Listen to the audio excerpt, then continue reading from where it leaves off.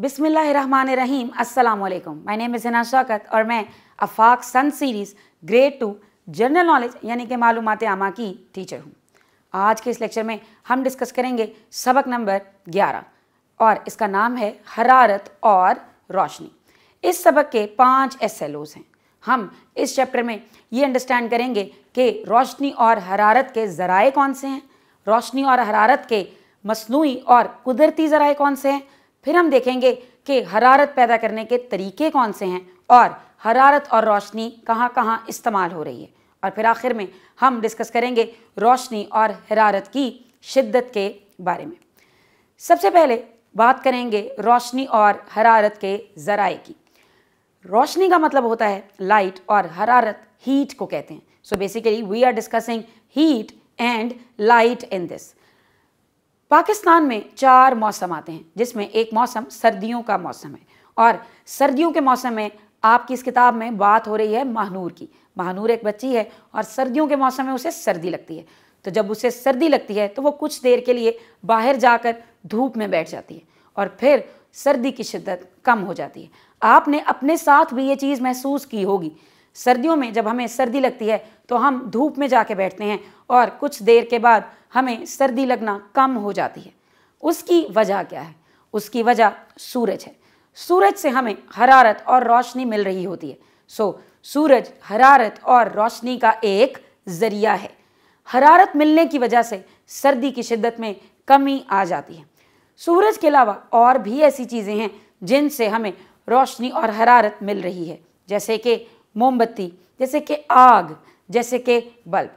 सर्दियों में अगर सूरज नहीं है तो हम आग जलाकर सर्दी की शिद्दत को कम कर सकते हैं। तो ये चीज़ जाहिर करता है कि हम आग को भी एज अ सोर्स इस्तेमाल कर रहे हैं। अब यहाँ जो मैंने नाम लिए हैं ये सब के सब कुदरती ज़राए नहीं हैं। रोशनी और हरारत के कुदरती ज़राए भी हो सकते हैं और मसनूई यानी कि इंसानी ज़राए भी हो सकते हैं। कुदरती ज़राए में सूरज सबसे बड़ा ज़रिया है और इसके अलावा सितारे भी रोशनी देते हैं। सितारों की हीट हम तक उस तरह डायरेक्ट नहीं पहुंच रही क्योंकि ये हमसे बहुत दूर हैं, लेकिन सितारे रोशनी देते हैं।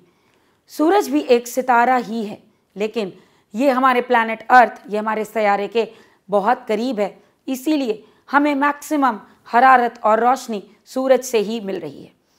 ये तो एक कुदरती ज़रिया है जो कि अल्लाह ताला ने बनाया है।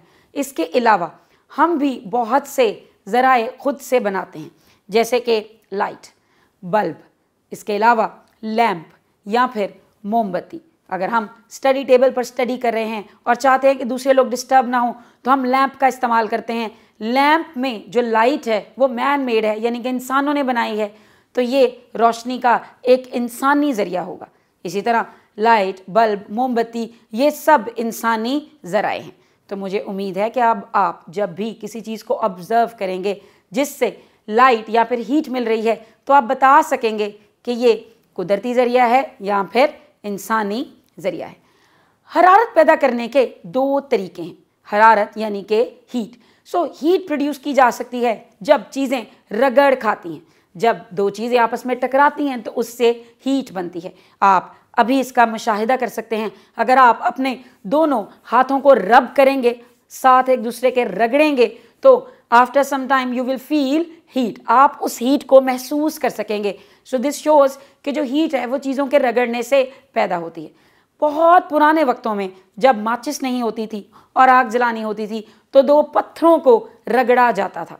आप अपने पेरेंट्स से भी पूछ सकते हैं कि पुराने दौर में हीट किस तरह से जनरेट की जाती थी। इसके अलावा हीट हासिल करने के लिए, हरारत हासिल करने के लिए चीज़ों को जलाया जाता है। जिन चीज़ों को जला के हमें हीट मिलती है हम उन्हें ईंधन कहते हैं और हम लकड़ी और कोयले को एज ईंधन इस्तेमाल कर सकते हैं। अगर हमने आग जलानी है तो हम लकड़ी को जलाकर उससे आग बनाएंगे। वो जो लकड़ी है that is acting as a source, तो हम उसको जला के हीट प्रोड्यूस करें। तो ये हरारत बनाने का, हीट बनाने का, हीट पैदा करने का एक तरीका हो सकता है। 2 तरीके कौन से हैं? या फिर रगड़ने से या फिर चीज़ों को जलाने से। हर चीज़ को जला के हरारत हासिल नहीं होगी। जिन चीज़ों को जला के हरारत मिलेगी उन्हें हम ईंधन कहेंगे। आपको इनकी मिसालें याद होनी चाहिए, जैसे कि गैस, लकड़ी, कोयला वगैरह। हरारत और रोशनी के बहुत से फ़ायदे हैं। इसे जानवर भी इस्तेमाल कर रहे हैं, पौधे भी इस्तेमाल करते हैं, हम भी इस्तेमाल करते हैं। पौधे रोशनी का इस्तेमाल करते हैं अपनी खुराक बनाने के लिए। इस प्रोसेस को फोटोसिंथेसिस कहते हैं, जिसमें पौधे सूरज की रोशनी को इस्तेमाल करते हैं और फिर खुराक तैयार करते हैं, फूड यानी कि ग्लूकोज बनाते हैं। और साथ ही साथ वो एक गैस भी बनाते हैं जो कि ऑक्सीजन गैस है, जिसे हम सांस लेने के अमल में इस्तेमाल करते हैं। रोशनी हमें चीज़ों को देखने में मदद देती है। अगर अंधेरा होगा तो हम चीज़ें देख नहीं सकते। अंधेरे कमरे में अगर आपको कोई चीज़ ढूंढनी है या देखनी है तो आपको लाइट ऑन करनी होगी। तो इसका मतलब रोशनी ही हमें मदद दे रही है चीज़ों को देखने में। इसके अलावा खाना पकाने के लिए हमें हीट की ज़रूरत है। खाना गर्म करने के लिए हमें हीट यानी कि हरारत की ज़रूरत है, और उसके लिए हम मुख्तलिफ सोर्सेज इस्तेमाल कर रहे हैं। रोशनी और हरारत की जो शिद्दत है वो जब आप किसी सोर्स के करीब होते हैं, यानी कि किसी ज़रिए के करीब होते हैं, तो फिर वो ज़्यादा महसूस होती है। जैसे कि अगर आपके कमरे में हीटर चल रहा है तो हीटर एक सोर्स है किस चीज़ का? हरारत का। तो अगर आप हीटर के करीब बैठेंगे तो डेफिनेटली आपको ज़्यादा हीट फील होगी, ज़्यादा गर्मी फील होगी। अगर आप हीटर से दूर हैं तो उस गर्मी की शिद्दत में कमी आ जाएगी, वो हरारत कम पहुंचेगी। इसी तरह अगर आप किसी आग के अलाव के इर्द गिर्द बैठे हैं, यानी कि आपने आग जलाई है सेंटर में और आप उसके इर्द गिर्द बैठे हैं, तो जितना आग के करीब होंगे उतना ही ज़्यादा हीट को फील करेंगे, जितना दूर होंगे उतना कम फील करेंगे। अगर आपने लैंप जलाया है स्टडी टेबल पे, अगर आप उसी स्टडी टेबल पे बैठेंगे लैंप के करीब, तो वहाँ पे जो रोशनी की शिद्दत है वो ज़्यादा होगी, और जो लोग उस लैंप से दूर बैठे होंगे उन तक वो रोशनी कम जाएगी। तो जैसे जैसे आप सोर्स ऑफ हीट और लाइट यानी कि हरारत और रोशनी के ज़राए से दूर जाते रहते हैं तो उनकी शिद्दत में कमी आती रहती है। चलिए अब इसी नॉलेज को टेस्ट करने के लिए एक एक्टिविटी करते हैं। अब आपको यहाँ पे करना क्या है, एक इमेज दी गई है जिसमें एक हीटर है, 4 बच्चे बैठे हैं उसके पास। आपको ये बताना है कि कौन है जो सबसे कम हरारत महसूस कर रहा है, कौन है जो सबसे ज़्यादा हरारत महसूस कर रहा है, और आपको उसकी वजह भी लिखनी है। अगर आप इस तस्वीर में देखेंगे तो है ना, हीटर के सबसे करीब बैठी है, तो इसका मतलब वो सबसे ज़्यादा हरारत महसूस कर रही है। इसी तरह अवैस भी हीटर के करीब ही है तो वो भी ज़्यादा हरारत महसूस कर रहा होगा, क्योंकि हीटर इस टाइम सोर्स है, ज़रिया है। जो उसके करीब होंगे वो ज़्यादा शिद्दत महसूस करेंगे। अब आपको होमवर्क के कुछ क्वेश्चंस भी करने हैं जो कि आपकी स्क्रीन पर नज़र आ रहे हैं। पहला सवाल है कि अपने इर्द गिर्द मौजूद रोशनी के 2 मसनूई ज़राए लिखें। तो वो कोई से भी 2 ज़राए हो सकते हैं, बल्ब हो सकता है, लैंप हो सकता है, मोमबत्ती हो सकती है, कुछ भी हो सकता है, टॉर्च लाइट भी हो सकती है।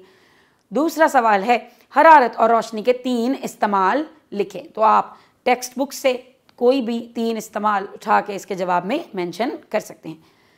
तीसरा सवाल है अगर बावर्ची खाने में चूल्हा जल रहा है तो क्या आप इसकी हरारत कमरे में महसूस कर सकेंगे? आपको वजह लिखनी है। तो ये डिपेंड कर रहा होगा डिस्टेंस से। अगर बावर्ची खाने में चूल्हा चल रहा है तो अगर कमरा उसके करीब है तो ज़्यादा हरारत महसूस होगी, अगर कमरा उससे दूर है तो कम हरारत महसूस होगी। आप इस सवाल का जवाब अपने पेरेंट्स की हेल्प से भी कर सकते हैं। इससे मुझे उम्मीद है कि आपको हरारत और रोशनी के बारे में बहुत सी मालूमात मिल गई होंगी। आपको पता चल गया होगा कि हरारत और रोशनी के ज़राए कौन से हैं, इनके इस्तेमालात क्या हैं, हरारत बनती किस तरह से है, और इनकी शिद्दत में कमी या ज़्यादती हम अपने आप को उस सोर्स से डिस्टेंट रख के किस तरह से कर सकते हैं। मुझे उम्मीद है कि ये सब चीज़ें आपको समझ आई हैं। So see you all in next lecture. तब तक के लिए अपना ख्याल रखिए। अल्लाह हाफ़िज़।